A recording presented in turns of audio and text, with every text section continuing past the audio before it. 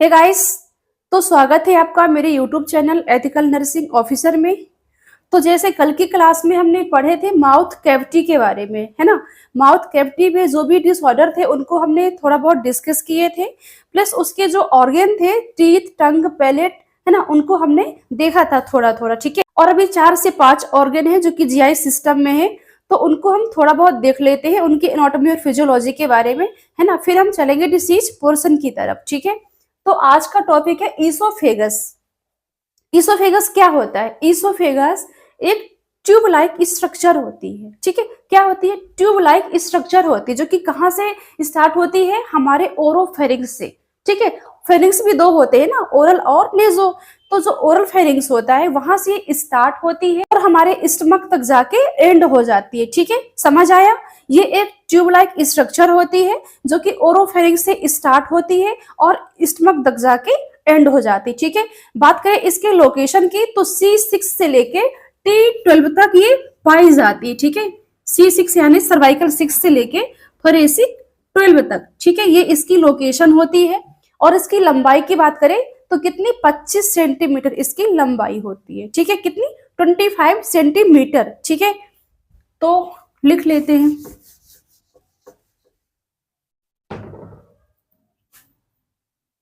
A tube like structure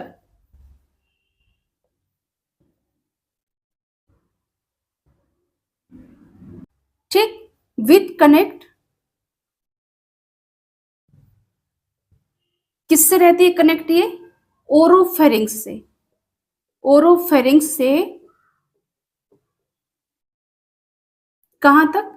stomach. ठीक है, oropharynx से लेके स्टमक तक ये कनेक्ट रहती है। ठीक, ये हुआ। इसकी लेंथ की बात करें, इसकी लंबाई कितनी होती है? 25 सेंटीमीटर। ठीक है, कितनी? 25 सेंटीमीटर। ठीक, फिर इसके लोकेशन की बात करें तो लोकेशन क्या रहता है? C6 से लेके T11। ठीक है, सर्वाइकल 6 से लेके थोरेसिक 11 तक इसका लोकेशन होने वाला है। ठीक है, ये आप लिख लो।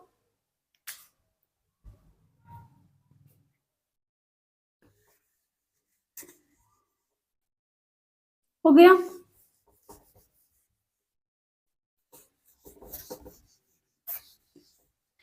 अब इसमें ना दो इंस्पिंक्टर पाए जाते हैं। ठीक, तो ये दो इंस्पिंक्टर होते हैं, एक होता है क्राइकोफेरेंजियल, है ना, और एक होता है कार्डियक इंस्पिंक्टर। ठीक है, क्योंकि ये हार्ट के पास रहता है इसलिए इसको कार्डियक इंस्पिंक्टर बोलते हैं ना, जो कि स्टमक के ऊपर वाले पार्ट में प्रेजेंट रहता है। ठीक है, ये ऐसे कुछ रहता है।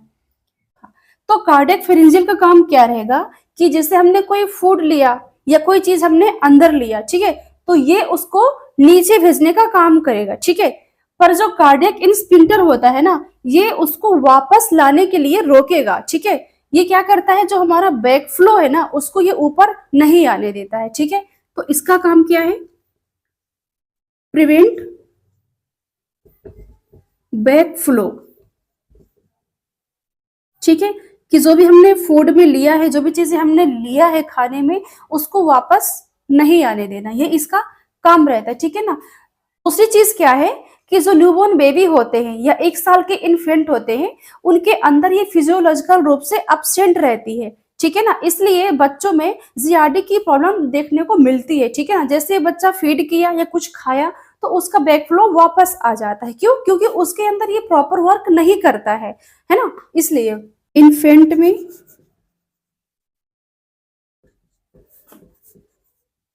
1 ईयर तक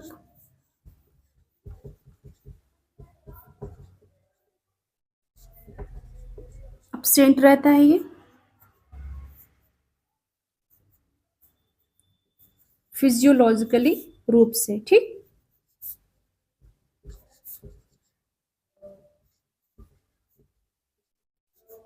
इसलिए जीईआरडी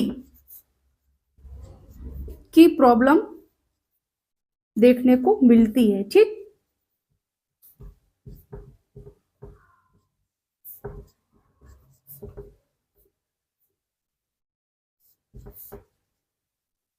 अब ये GERD क्या होता है?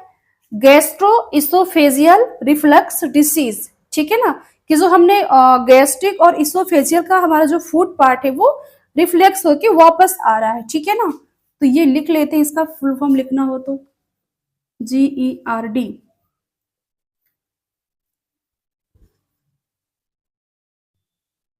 गैस्ट्रो इसोफेजियल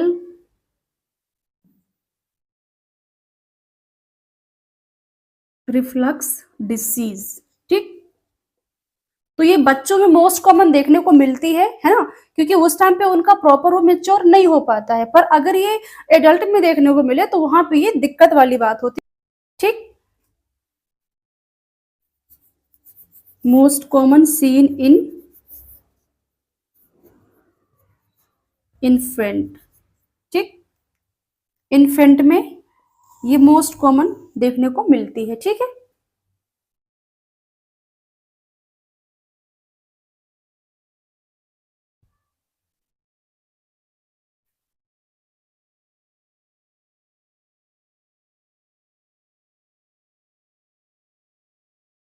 हो गया।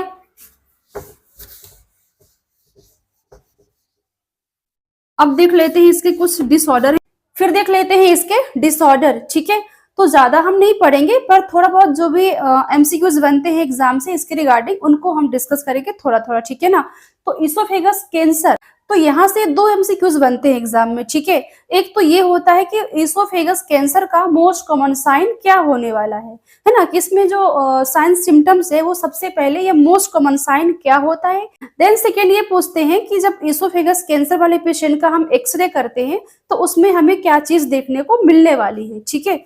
तो हमको उसमें जो पक्षी की चोंच होती है ना, उस टाइप की हमारी इसोफेगस दिखाई देती है, ठीक है। और जो इसका मोस्ट कॉमन साइन होता है वो क्या होता है? डिस्फेजिया, ठीक है।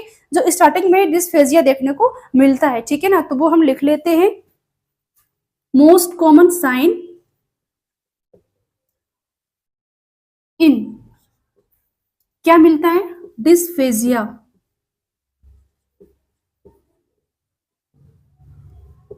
ठीक। दूसरा क्या है कि जब हम इसोफेगस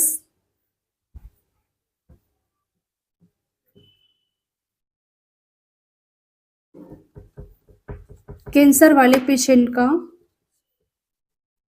एक्सरे करवाते हैं या एक्सरे करते हैं तो उसमें हमें क्या मिलता है?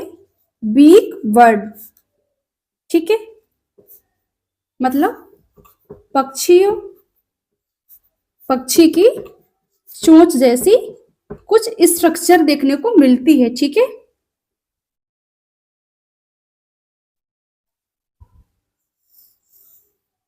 ठीक, ये एग्जाम का की पॉइंट्स है ना।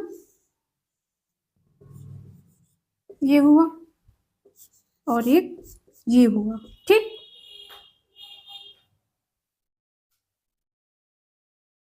फिर दूसरा क्या है? जेंकर डाइवर्टिकुलम, ठीक है। क्या है? जेंकर डाइवर्टिकुलम। ये क्या होता है कि इसमें इसोफेगस का जो एक पार्ट होता है ना, वो आउटसाइड पाउच बना लेता है, ठीक है। या जो इसोफेगस होती है वो पीछे की तरफ मुड़ जाती है, ठीक है। तो जैसे ये हमारी इसोफेगस है, ठीक है, ये इसोफेगस हुआ।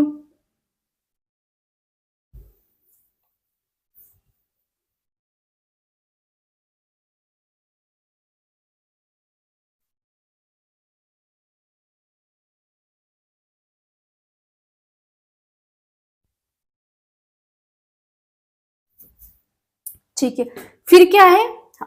फिर क्या है? जेंकर डाइवर्टिकुलम, ठीक है। क्या है? जेंकर डाइवर्टिकुलम। ये क्या होता है कि इसमें जो इसोफेगस होती है ना, वो उसका एक पार्ट आउटसाइड पाउच बना लेता है, ठीक है। या फिर इसोफेगस जो है वो पीछे की तरफ मुड़ जाती है, ठीक है ना। कि जैसे ये हमारी इसोफेगस है, ठीक है, एक मिनट, ये इसोफेगस हो गई है ना। तो ये हमारा क्या है? ये जीआई ट्रैक्ट है, ठीक है ना। ये क्या है, जीआई ट्रैक्ट। इधर से क्या जाएगा, फूड जाएगा, ठीक है, और कहाँ, स्टमक में जाएगा, ठीक है ना। और ये क्या है, रिस्पिरेटरी ट्रैक्ट है, ठीक है। तो क्या होता है इस पे कि जैसे हमारी जो ईसोफेगस है अगर वो पीछे की तरफ मुड़ गई, ठीक है, या फिर उसने पाउच बना लिया आउटसाइड में, तो जो हमारा फूड माउथ से स्टमक में जा रहा था, तो वही फूड स्टमक में न जाके ट्रेकिया से लंग्स में चला जाएगा, ठीक है ना, क्योंकि उसने अपना वे तो यहाँ पे क्लोज कर लिया है ना, उसने यहाँ पे ऐसी पाउच बना लिया है, तो यहाँ का वे पूरा क्लोज हो चुका है ना, और ये वाला वे खुल चुका है, ओपन हो चुका है, ठीक है ना। तो यहाँ पे कॉम्प्लिकेशन क्या होने वाली है, एस्पिरेशन निमोनिया, ठीक है। तो इसमें एमसीक्यूज पूछता है कि जेंका डाइवर्टिकुलम में जो मोस्ट कॉमन कॉम्प्लिकेशन देखने को मिलती है वो कौन सी होती है, तो क्या होती है, क्या होती है, एस्पिरेशन निमोनिया, ठीक, एस्पिरेशन निमोनिया देखने को यहाँ पे मिलता है पेशेंट को, ठीक। और ये क्या है, मोस्ट कॉमन कॉम्प्लिकेशन है, ठीक है। और यही आपके एग्जाम का एमसीक्यू या की पॉइंट्स है, ठीक है। सिर्फ इसके लिए मैंने आपको इतना सब कुछ बताया, ठीक है, कि आपको ये चीज समझ में आए, ठीक है। तो ये आप लिख लो,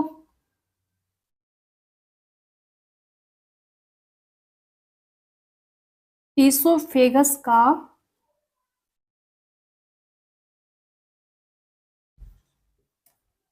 एक मिनट, ईसोफेगस के पार्ट का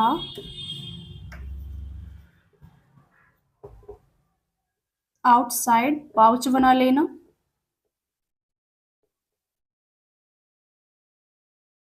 ठीक है, या फिर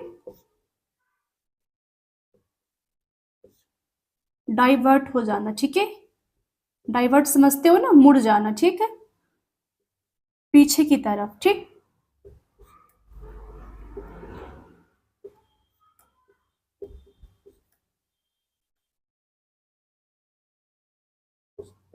ठीक है,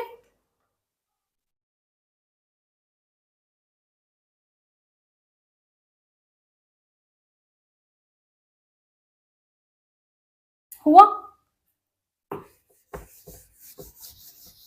बेरेट इसोफेजाइटिस क्या होता है, ये कि जो इसोफेगस का लोअर एंड होता है या कार्डियक इंस्फिंक्टर होता है उसका ये इन्फ्लामेशन हो जाना, ठीक है ना। तो जैसे हमने यहाँ पे दो स्फिंक्टर पढ़े थे, ठीक है, कौन कौन से, ये क्या है, अपर एंड यानी कि फेरिंजियल,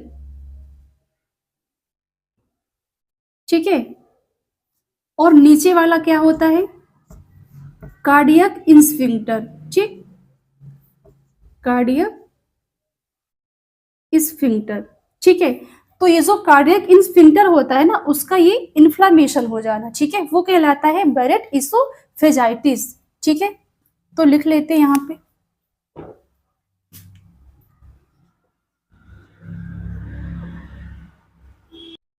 इसोफेगस के लोअर एंड का या कार्डियक स्फिंक्टर का इन्फ्लामेशन, ठीक,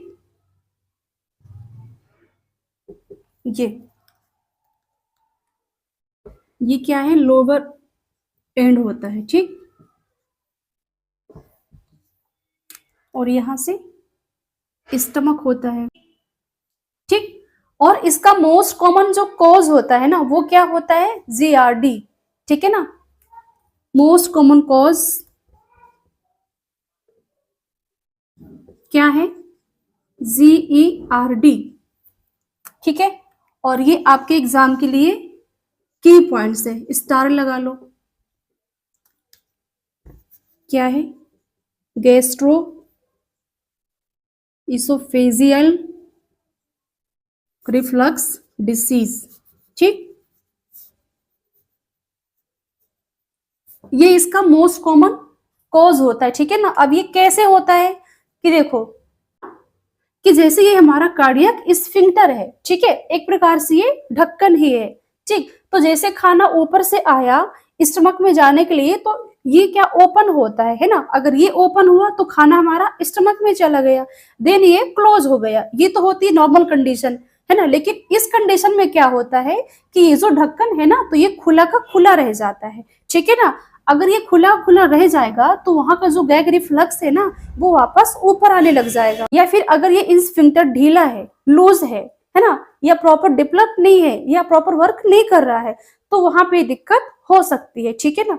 अब क्वेश्चन क्या है कि ईसोफेगस के इन्फ्लामेशन होने के लिए जीआरडी मोस्ट कॉमन कॉज क्यों है ना। तो वो इसलिए है कि जैसे हमारा स्टमक का फूड पार्ट ऊपर आएगा, है ना, तो उसके साथ साथ जो हमारे स्टमक में एसिड है वो भी ऊपर आने लग जाएंगे, ठीक है। अब एसिड का काम क्या रहता है, वो तो जलाता है ना, वो जलाने का काम करता है। तो जैसे वो हमारे गले में आएगा, हमारे ईसोफेगस में आएगा, तो वहां पे वो क्या जला देगा, हमारे इस स्फिंक्टर को वो जलाने का काम करेगा, है ना।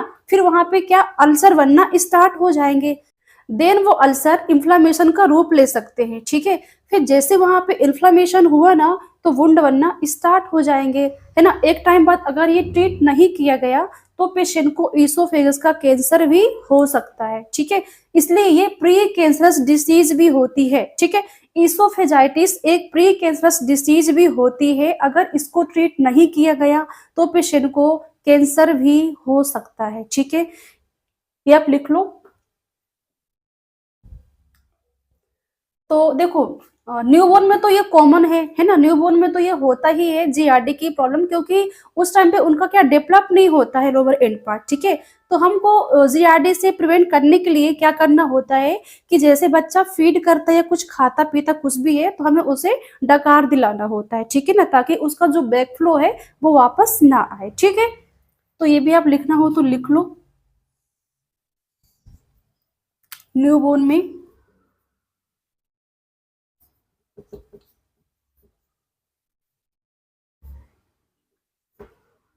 मोस्ट कॉमन सीन जीआरडी, ठीक है। और इसको प्रिवेंट करने के लिए क्या करते हैं, बर्फ या डकार दिलाते हैं, ठीक।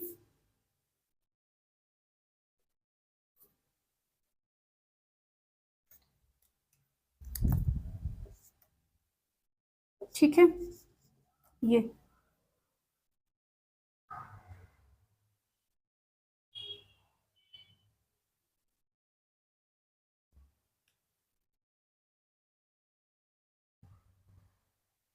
हो गया। तो ऐसे ही कुछ प्री कैंसरस डिसीज है 3-4, उनको हम थोड़ा सा देख लेते हैं, है ना। बस नाम लिखना है उनके। तो जैसे कि फर्स्ट तो यही हुई ईसो ईसोफेगस कैंसर के लिए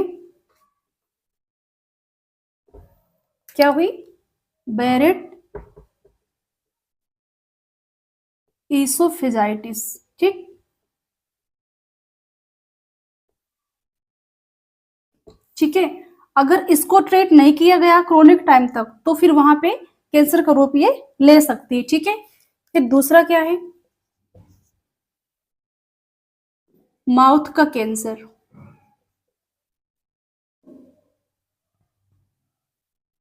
क्या है इसमें, ल्यूकोप्लेकिया।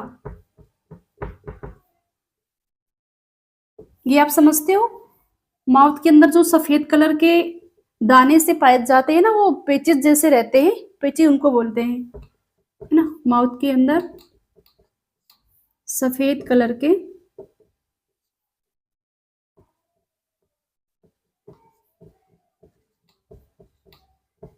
पेचेस, ठीक। अगर ये ट्रीट नहीं किए गए ना, तो वहां पे माउथ का कैंसर होने का चांस रहता है, ठीक। और क्या है, गैस्ट्रिक कैंसर।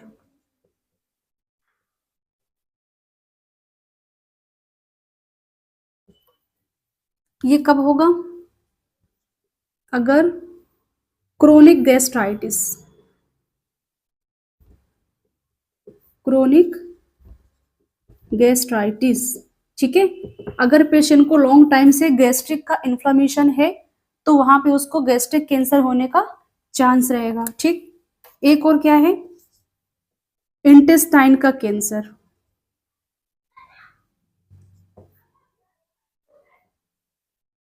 और ये कब होगा, अल्सरेटिव कोलाइटिस।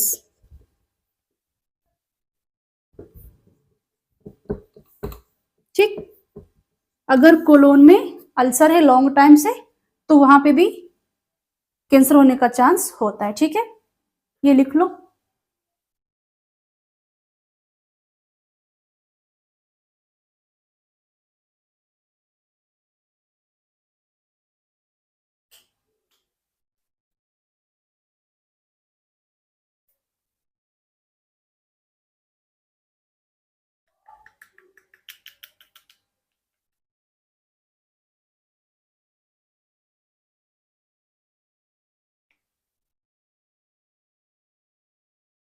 हो गया।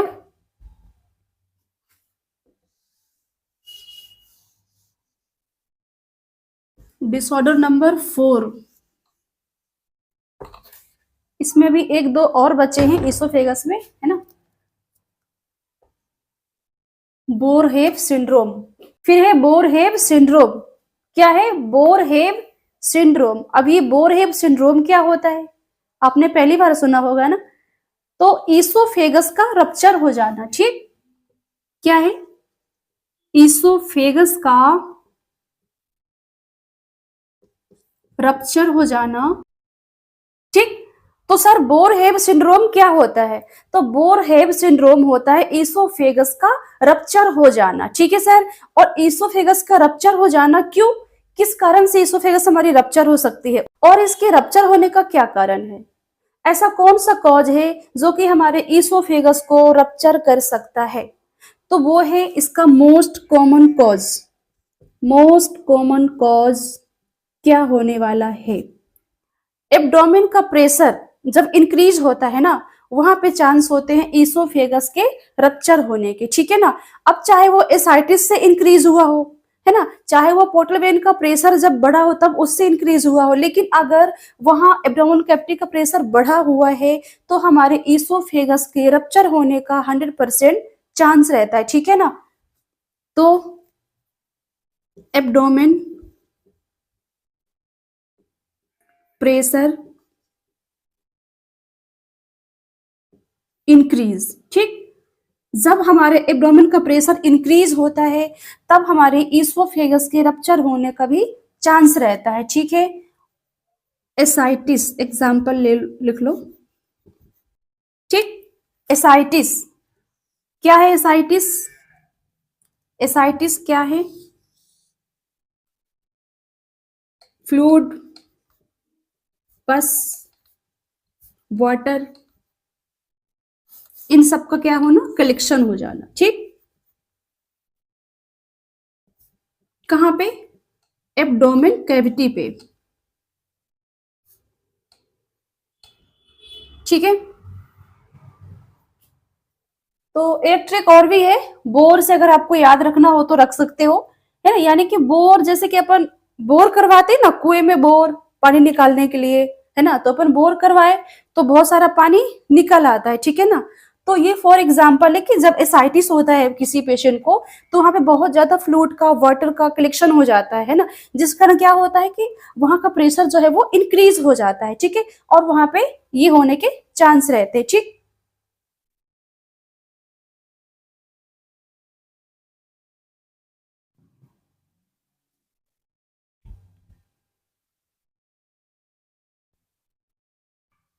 हो गया।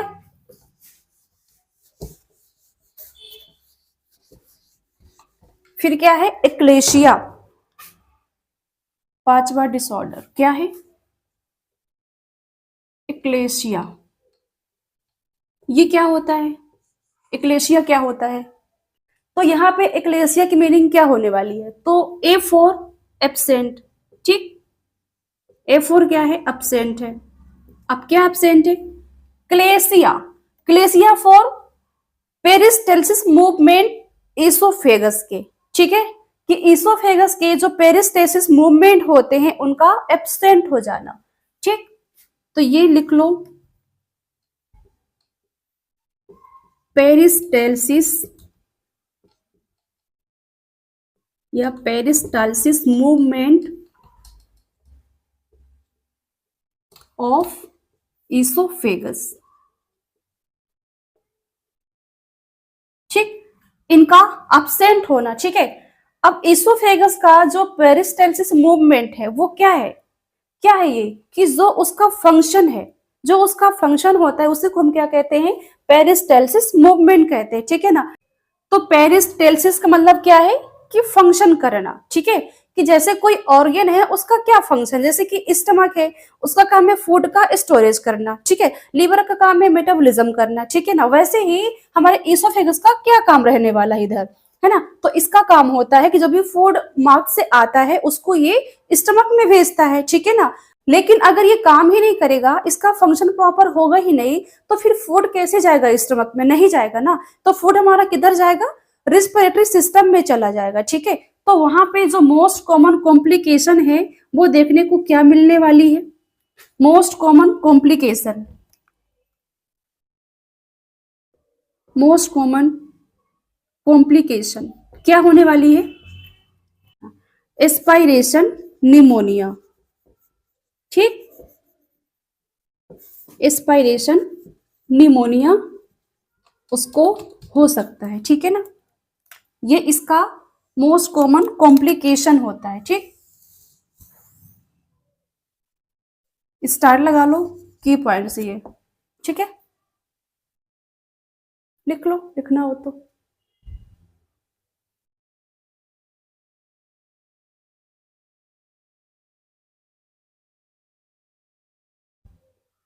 हो गया,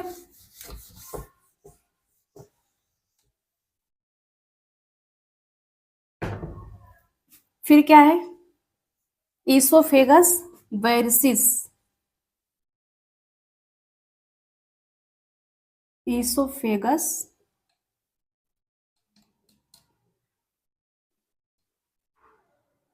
वेरिसिस। तो ईसोफेगस वेरिसिस क्या होता है, देखो यहाँ पे तो पता है कि ये बात ईसोफेगस की हो रही है ना, लेकिन यहाँ पे क्या है, वेरिसिस, ये क्या है, तो वेरिसिस मतलब ब्लीडिंग होना। ठीक है, तो ईसोफेगस से ब्लीडिंग होना क्या कहलाता है, ईसोफेगस वेरिसिस। ठीक है, ब्लीडिंग फ्रॉम ईसोफेगस। ठीक है, और इसका जो मोस्ट कॉमन कॉज है वो क्या होता है, मोस्ट कॉमन कॉज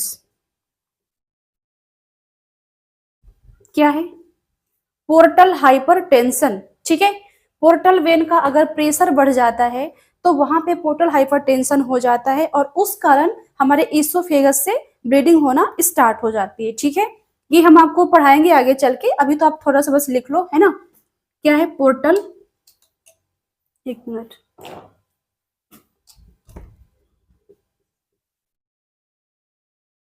हाइपरटेंशन। ठीक, पोर्टल वेन से ब्लीडिंग, सॉरी, पोर्टल वेन का प्रेशर इंक्रीज।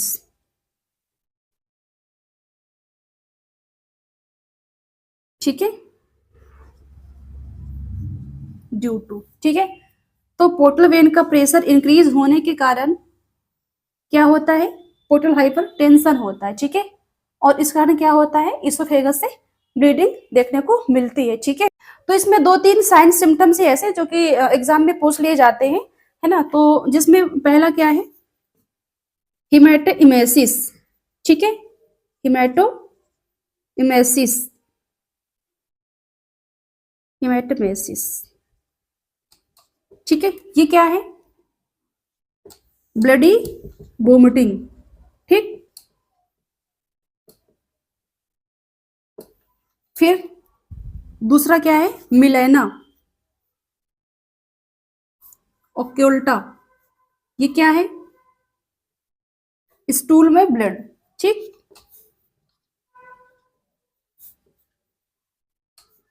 ठीक है, अब देखो यहाँ पे इसका काम क्या है इसोफेगस का, कि जो भी फूड ऊपर से आएगा उसको ये जीआई में भेजेगी, ठीक है ना। जीआई में जब इसका फूड जाएगा तो साथ में इसकी क्या ब्लीडिंग भी जाएगी, ठीक है ना। इसका जो भी ब्लड निकलेगा ना वो साथ में इसके स्टूल के साथ बाहर आएगा, ठीक है ना।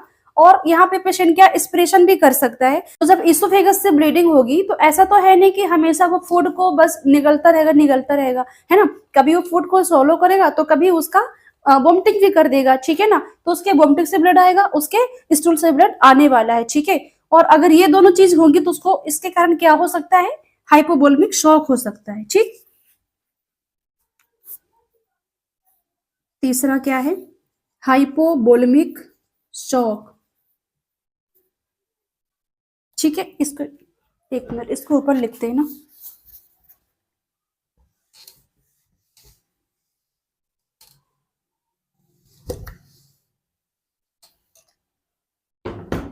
क्या होगा, हाइपो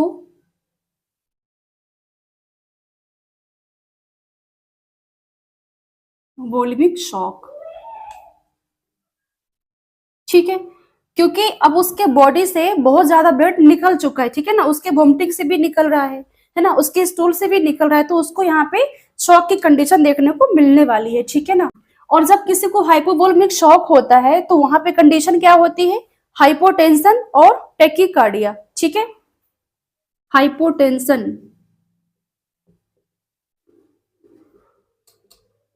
विथ टेकिकार्डिया, ठीक। और ये सिर्फ इसके लिए नहीं है, जितने भी शौक है, ठीक है, चाहे वो सेप्टिक शौक हो, चाहे वो ऑब्स्ट्रक्टिव शौक हो, चाहे वो कार्डियोजेनिक शौक हो, चाहे इलेक्ट्रिक शौक हो, है ना। यानी कि कोई सा भी शौक हो, सब में कंडीशन क्या होती है, टेकिकार्डिया, ठीक है। लेकिन ओनली वन ऐसा एक शौक जिसमें ब्रेडिकार्डिया देखने को मिलता है, वो किसमें, न्यूरोजेनिक शौक में, ठीक है।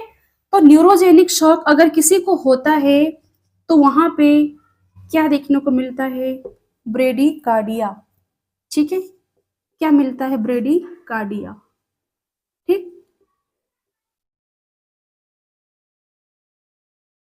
ठीक है, ये ये एक्स्ट्रा है, अलग से है ना। हम्म, ठीक है। तो पेशेंट को हमारे क्या होगा, हेमाटोमेसिस होगा, है ना, मिलाना एक्युल्टा होगा, ठीक है। और हाइपोवोलेमिक शॉक भी होगा, ठीक है।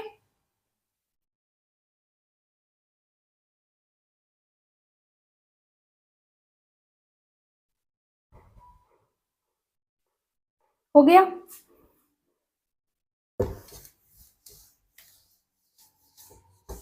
फिर देख लेते हैं इसके ट्रीटमेंट के बारे में, ठीक है। ज्यादा नहीं है, बस थोड़ा थोड़ा ही है ना। ट्रीटमेंट क्या कर सकते हैं,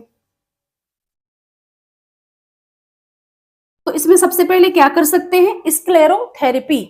स्क्लेरोथेरेपी ये क्या है, कि इसोफेगस के अंदर इंडोस्कोपी के माध्यम से एक एजेंट को डालेंगे, ठीक है। और उस एजेंट को जब हम इंसर्ट करेंगे ना तो वो क्या करेगा, अंदर की जो इसोफेगस की ब्लड वेसल्स है उसको वो कॉन्स्ट्रिक्शन करने का काम करेगा, ठीक है।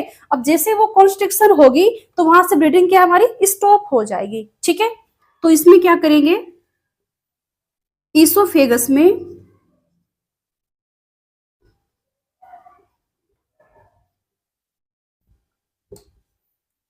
एंडोस्कोपी के थ्रू या द्वारा क्या करेंगे, एजेंट इंसर्ट करेंगे, ठीक।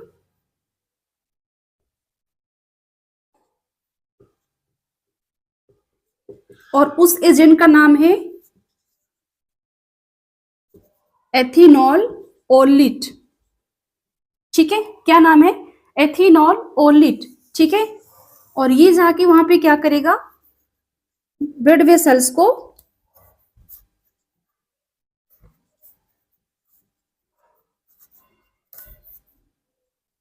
क्या करेगा, कंस्ट्रिक्शन कर देगा, ठीक है।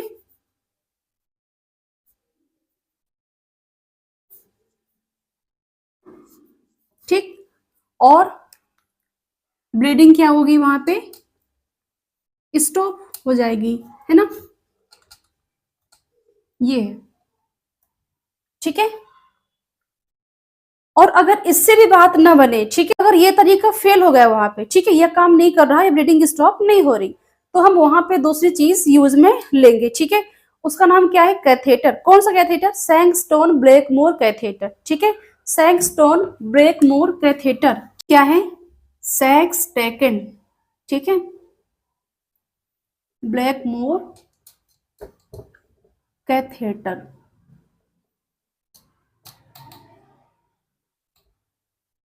ठीक, इसका हम यूज करेंगे, ठीक है। इसमें क्या, इसके 3 लूप होते हैं, ठीक है ना, मतलब ये 3 मुंह वाला होता है, ये एक प्रकार का बैलून होता है। तो इसमें हम 3 चीज के लिए यूज में लेते हैं, ठीक है। एक तो स्टमक में इंसर्ट करेंगे, है ना, और एक इसोफेगस में, ठीक है, और एक गैस्ट्रिक एस्पायरेशन से प्रिवेंट करने के लिए करेंगे, ठीक है। इसके 3 लूप होते हैं, उसका डायग्राम तो ये कुछ इस तरह का दिखता है, और इस पे 3 ल्यूमन होते हैं, ठीक है। इस पे एक ल्यूमन जाएगा कहाँ? इसोफेगस में, और एक कहाँ जाएगा? स्टमक में, और एक जाएगा गैस्ट्रिक एस्पिरेशन के लिए, ठीक है। ये हमारे 2 बैलून होते हैं, इनको हम इन्फ्लेट करते, ठीक है। जैसे हमने लूप को, ये ल्यूमन को यहाँ पे फिक्स किया, कहाँ पे? इसोफेगस में और स्टमक में, ठीक है। अब वहां पे डालने के बाद हम क्या करेंगे कि ल्यूमन को वहां पे इंसर्ट करेंगे, फिर बैलून को इन्फ्लेट करेंगे, उसको फुला देंगे, मतलब फिक्स कर देंगे, ठीक है। अब हम जैसे यहाँ फिक्स कर देंगे तो हमारा काम क्या है? ब्लीडिंग को चेक करना, कि जब हमने यहाँ पे उनको फिक्स कर दिया है 2 बैलून को, है ना, हमने फुला दिया है, तो अब उसको ब्लीडिंग हो रही है कि नहीं हो रही है, तो वो हम कैसे पता करेंगे? गैस्ट्रिक एस्पिरेशन से, ठीक है, या स्टमक एस्पिरेशन से, ठीक है। तो यहाँ से हम स्टमक को एक जो ल्यूमन जाएगा यहाँ से, है ना, जो कहाँ जाएगा? हमारे गैस्ट्रिक एस्पिरेशन के लिए, ठीक है ना। तो यहाँ से हम एस्पिरेट करेंगे और देखेंगे, ठीक है, कि ब्लीडिंग वहां पे हो रही है कि नहीं हो रही है, ठीक, ये है। अब इसका एक कॉम्प्लिकेशन भी होता है, किसका? सैंगस्टन ब्लैकमोर कैथेटर का, ठीक है। वो क्या होने वाला है? मोस्ट कॉमन कॉम्प्लिकेशन, ये एग्जाम में क्वेश्चन भी आता है ना, कि सैंगस्टन ब्लैकमोर ट्यूब का क्या कॉम्प्लिकेशन है? तो क्या होता है? डिस्निया, ठीक, पेशेंट को क्या होगा? डिस्निया होगा। पेशेंट को क्या होगा? ब्रीथिंग डिफिकल्टी होगी। क्यों होगी? क्योंकि ये जो सैंगस्टन ब्लैकमोर कैथेटर है ना, ये हमारे ट्रेकिया को भी दबा देगा, ठीक, क्योंकि ये इसोफेगस को कवर किया हुआ है ना, तो वहां से ट्रेकिया को भी दबा सकता है, ठीक है। ब्रीथिंग डिफिकल्टी,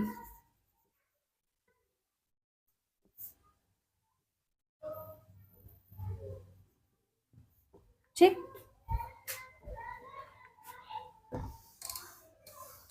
अब यहाँ पे एक क्वेश्चन एग्जाम में क्या पूछते हैं कि किसी पेशेंट को अगर सैंगस्टन ब्लैकमोर कैथेटर पड़ा हुआ है, ठीक है, और उस पेशेंट को डिस्निया हो रही है, तो हमारा सबसे पहला जो नर्सिंग रोल है वो क्या होने वाला है?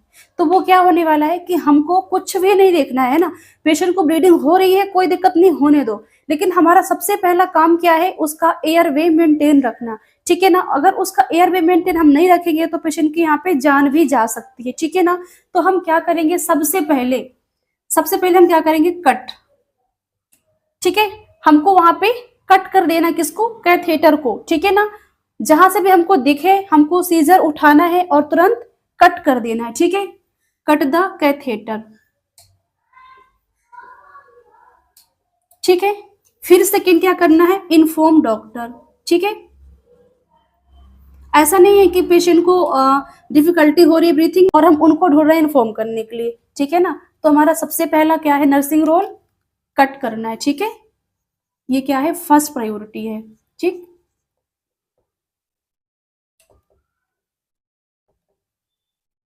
ठीक है, एक चीज और भी है, इस पे क्या है कि पेशेंट के बेड साइड सीजर होनी चाहिए, ठीक है, कि जब भी ऐसे कोई दिक्कत होती है तो हम वहां पे कट कर सके, ठीक है। तो बेड साइड क्या रखना है? सीजर रखना है, ठीक।